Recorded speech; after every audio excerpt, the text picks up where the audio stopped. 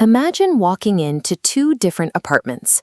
Both have the exact same floor plan, the same budget, and share identical 500 square foot dimensions. Yet your experience of entering them is completely opposed.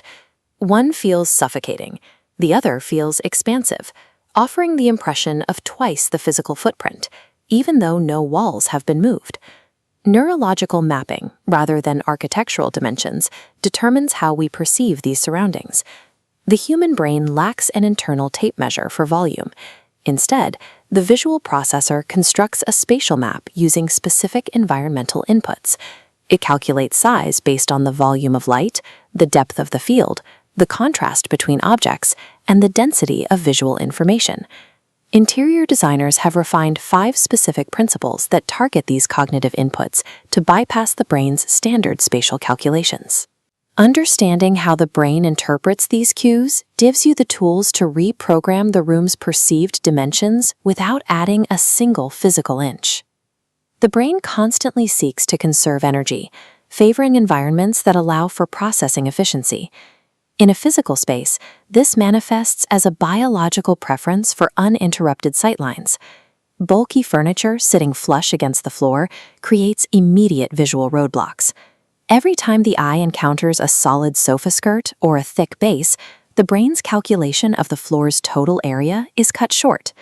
Designers bypass these roadblocks using exposed furniture legs, transparent glass tables, and slim furniture profiles that let the eye travel past. On a floor plan, solid furniture stops sightline vectors at the object's edge, mapping a constricted footprint.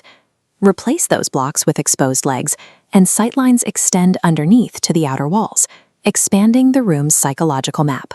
Maximizing the visibility of continuous flooring rewrites the brain's baseline calculation of the room's horizontal span. Natural light actively erodes the cognitive boundary separating the indoors from the outdoors. Heavy shadows and dark, recessed corners act as concrete visual limits, signaling exactly where a room stops. To counter these limits, designers position large mirrors, hang sheer diffusing curtains, and use reflective walls. Bouncing photons into the darkest corners eliminates visual hard stops. Without heavy shadows to define the perimeter, the brain loses track of physical edges. Spatial designers use light as a solvent to dissolve structural limits in the mind of the observer. Even a physically spotless and organized room can feel overwhelmingly tight if the density of visual information is too high. Visual clutter occurs when too many disparate colors, intricate patterns, and scattered objects demand attention simultaneously. This heat map shows the cognitive toll. Processing every visible item exhausts visual bandwidth, making the space feel small, but grouping items and limiting colors consolidates attention nodes into smooth zones, requiring fewer independent data points. Lowering this visual friction frees up processing power, resulting in a room that feels calmer and significantly larger. Most small spaces suffer from decor restricted entirely to the lower half of the walls, leaving the top half of the room ignored by the eye. Professionals use the vertical plane to draw the viewer's gaze upward, expanding the perceived volume of the room. On the right, vertical anchors like floor-to-ceiling curtains, tall bookshelves, and vertical wood paneling provide a continuous path for the eye to follow. When physical eye movement is drawn higher up the wall, the brain automatically miscalculates the ceiling as being further away. Verticality stretches the perceived volume of the room without any changes to the actual architecture. Pushing every piece of furniture tightly against the perimeter walls to save floor space is a common mistake in small apartments. This habit flattens the room, turning a 3-dimensional space into a hollow 2-dimensional box. To restore depth, introduce spatial layering along the z-axis by centering tables, using rugs, and pulling chairs away from walls.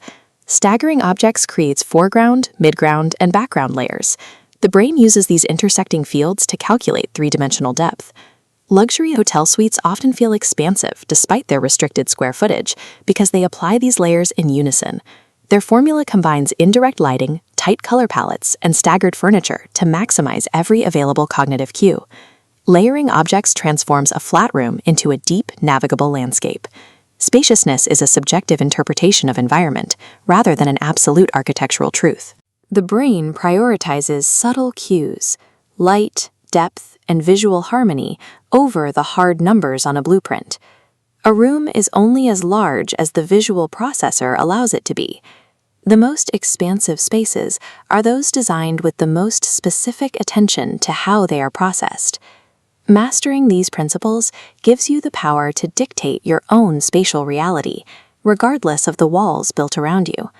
Intelligent design transforms the subjective reality of any physical room.